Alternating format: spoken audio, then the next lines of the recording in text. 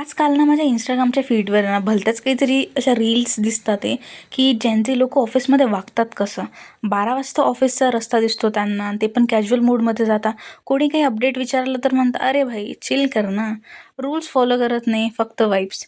पण रिॲलिटीमध्ये असं काही कोणी केलं ना, ऑफिसमध्ये असा काही ॲटिट्यूड दाखवला, तर काम सुरू होण्याआधीच तुम्हाला गेटवरच तुमचं स्वाईप कार्ड बंद केलं आहे असा ईमेल येईल. ऑफिस हे एक युद्धभूमी आहे आणि तिथले एम्प्लॉईज ते कॉर्पोरेट वॉरियर आहे.